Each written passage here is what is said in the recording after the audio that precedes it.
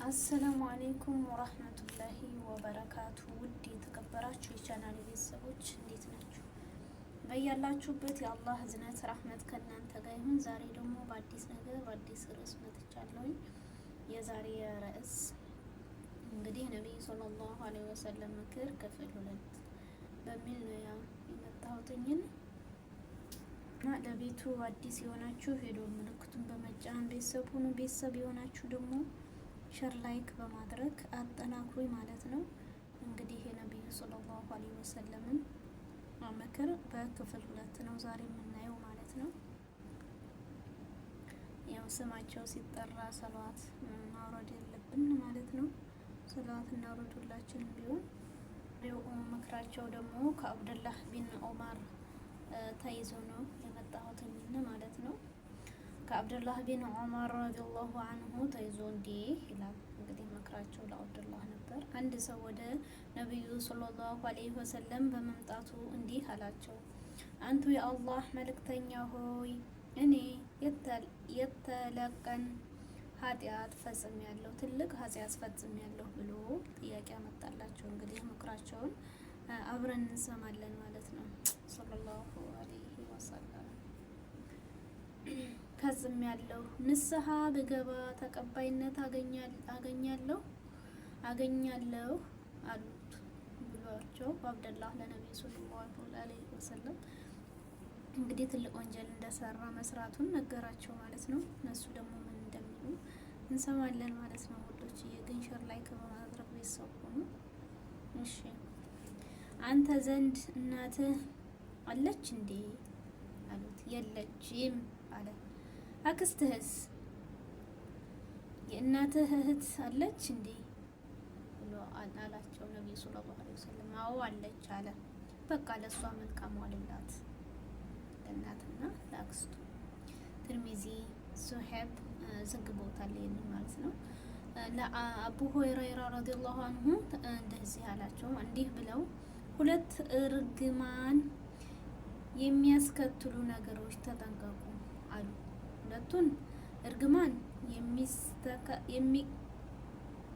የሚያስከትሉት ነገሮች ምን ምን ናቸው ሲባሉ በሰዎች መተላለፊያ መንገድ ላይ ወይም በጥላ ስር ሰዎች የሚጠሉበትን ስፍራ መጸዳዳት ናቸው አሉት።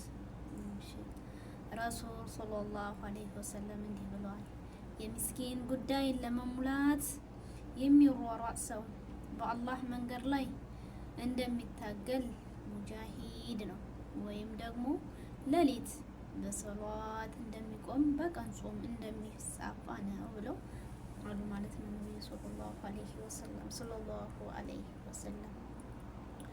እና ይሄን ረሱል ሰለላሁ ዐለይሂ ወሰለም እንዲህ አሉ፣ የምስኪን ጉዳይን ለመሙላት የሚሯሯጥ ሰው በአላህ መንገድ ላይ እንደሚታገል ሙጃሂድ ነው፣ ወይም ደግሞ ሌሊት በሶላት እንደሚያቆምና ቀን በጾም እንደሚያሳልፍ ነው። ይህንን እንግዲህ ነብዩ ሰለላሁ ዐለይሂ ወሰለም እንዲህ ብለውናል ማለት ነው። አቡ ሁረይራ ረሱል ሰለላሁ ዐለይሂ ወሰለም ጥፍጥና ቆራጭ የሆነውን ሞት ማስታወስ አብዙ ብለዋል ነብዩ ሰለላሁ ዐለይሂ ወሰለም። ሞትን አስታውሱ ብሎ አላቸው። ረሱል ሰለላሁ ዐለይሂ ወሰለም እንዲህ ይላሉ፣ 5 ሶላቶች ወንጀልን ያስወግዳሉ፣ ያሰርዛሉ፣ ልክ ውሃ ቆሻሻ እንደሚያስወግደው። ሶሂህ እንግዲህ ሶላቶች በሰገድን ቁጥር እኛ 5 አውቃት ሶላትን እንሰግዳለን፣ ግን ያ ሶላት ደግሞ ወንጀላችንን እንዲያራግፍን ነው ማለት ነው። ልክ ውሃ ቆሻሻን እንደሚያጸዳው ሁሉ ሶላትም የወንጀላችን ማጽጃ እንደሆነች ነው ነብዩ ሰለላሁ ዐለይሂ ወሰለም የመከሩን ማለት ነው። እንደዚህ ብለውናል ረሱል ሰለላሁ ዐለይሂ ወሰለም። ያ ረብ። ከአቡ ሁረይራ ተይዞ ደግሞ ነብዩ እንዲህ ብለዋል፣ ጅናዛ አቻኩላችሁ ቅበሩ፣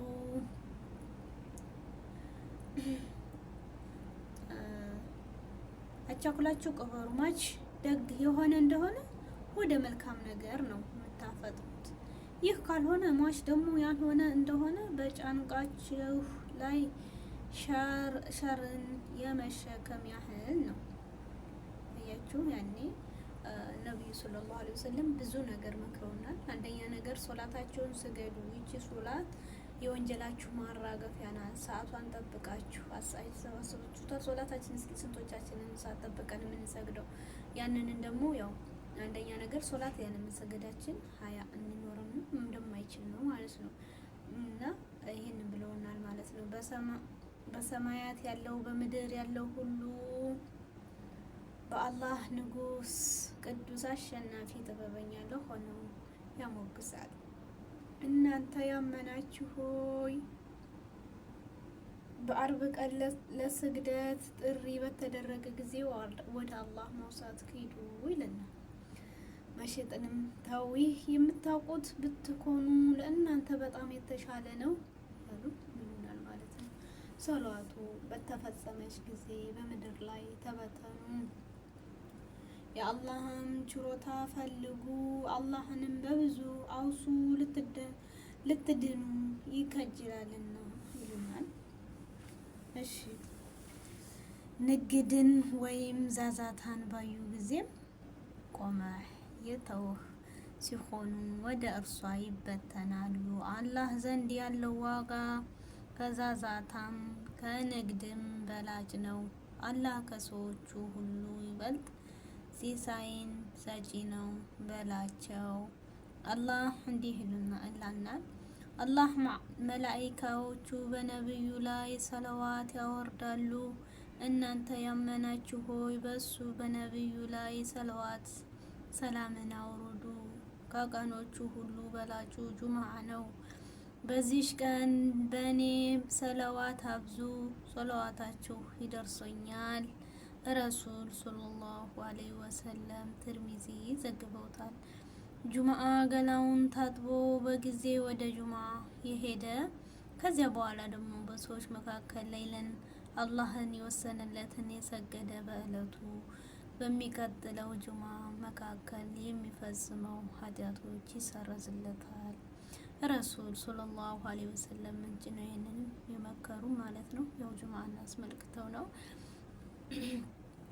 ጁምዓ ቀን ያው ሱረቱል ካፍን መቅራት ያስፈልገናል ማለት ነው። አህመድ ዘግበውታል። ፀሐይ ከምትወጣባቸው ቀናቶች ሁሉ በላይ የጁምዓ ቀንን በተመለከተ ነው። ይሄ ረሱል ሰለላሁ ዐለይሂ ወሰለም ለአላህ ዘንድ በላጩ ቀን የጁምዓ ቀን ነው እያሉ ብዙ ነገር አስተምረውናል ማለት ነው። የአላህ ዘንድ ከሰላቶች መካከል በላጭ ደግሞ ማን ነው?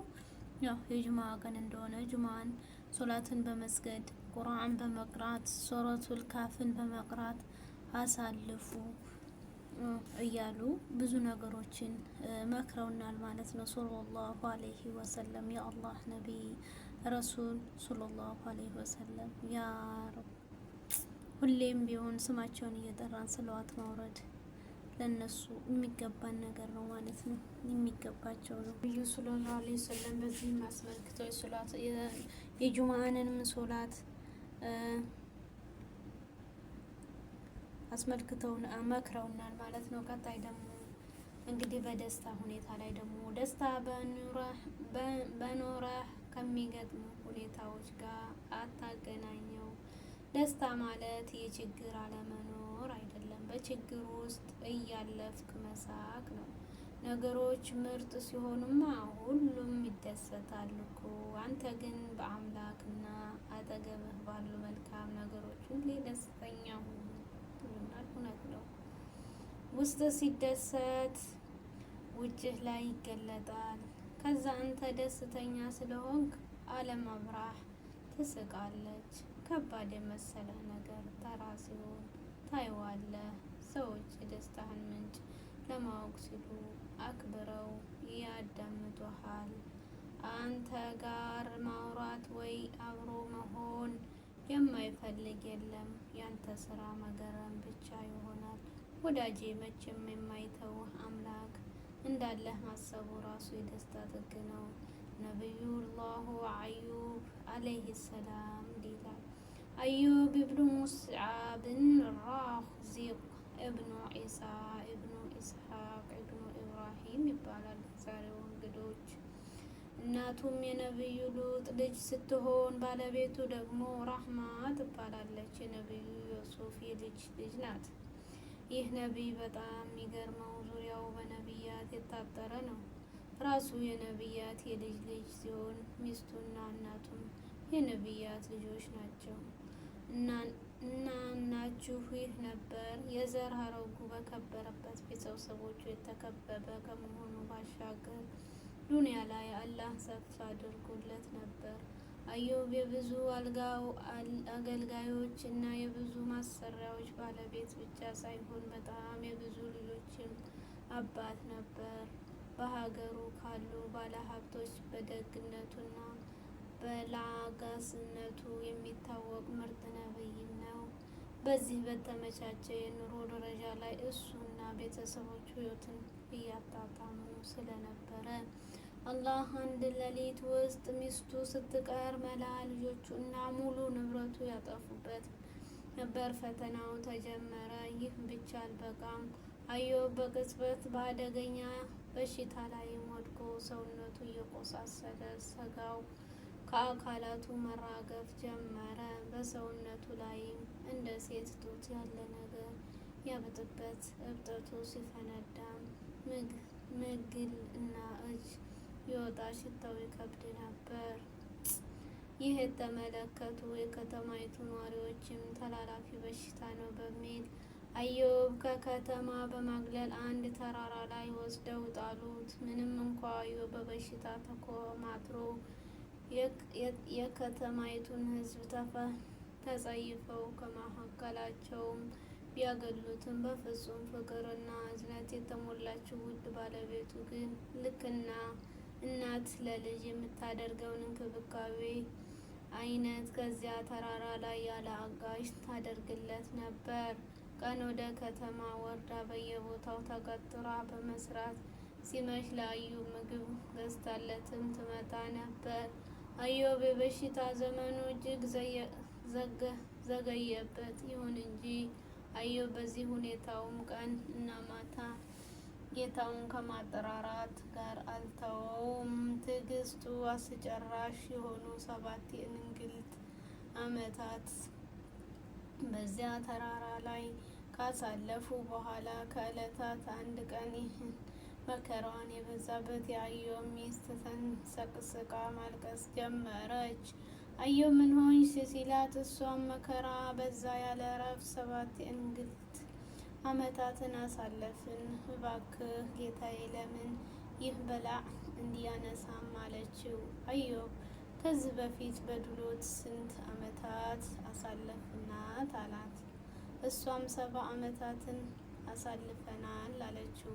አዩብም 70 ዓመታትን በድሎት ሲያንደላቅቀን ከርሞ አሁን ለ7 ዓመታት ስላሳመመኝ ሶብር አናደርግም እንዴ? ወላሂ አላህ አፊያ ካደረገኝ 100 ጊዜ እገርፍሻለሁ አላት። ከዕለታት አንድ ቀን ከተማ ስጋ ፍለጋ በወጣችበት በጣም ጣፋጭ ምግብ ይዛ ተመለሰች። እንደ አይነት ምግብ ከየት አገኘች ሲላት ምንም መልስ ሳትሰጠው በማግስቱ አበላችው።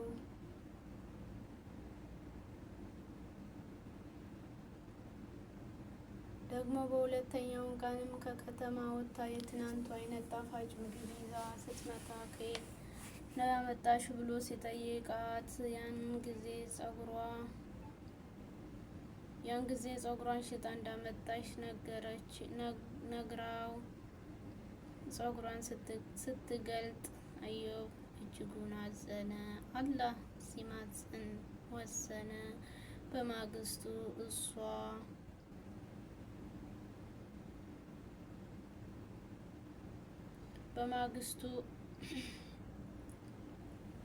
ከዚያም ሚስት የቀን ስራ ስትሰራ ውላ አዩብም አራዳ ነበርና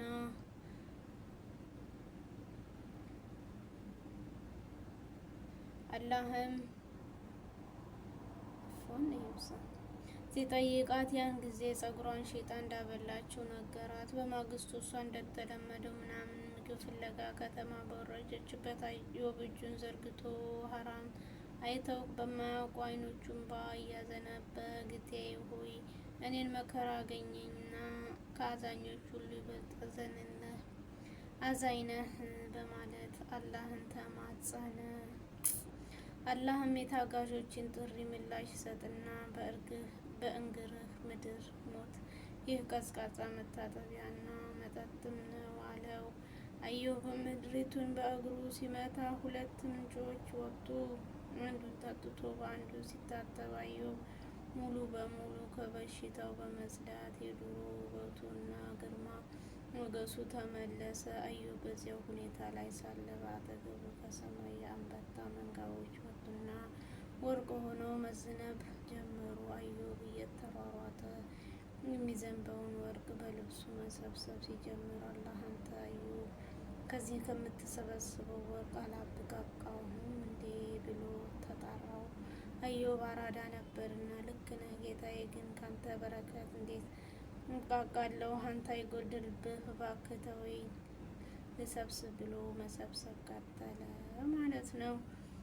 እና ከዚያም ሚስቱ የቀን ስራ ስትሰራ ውላ ለባሏ ምግብ ሸምታ አዩብ በሚገኝበት ቦታ ስትደርስ አዩብን አጣችው።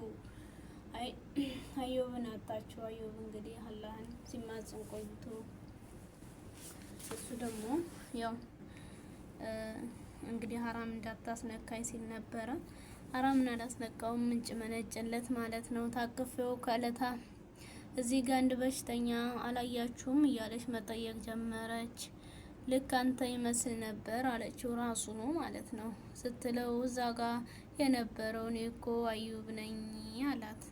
ተቃቅፈው ተላቀሱ። በኋላ የኔ ቃል የገባውን 100 ግርፊያ እንዲገርፋት አላህን አዘዘው። ነገር ግን ትንሽ ሀሩጭማ ይዘ አንድ ጊዜ ትንሽ ምታ አድርጋት ብሎ አላቸው።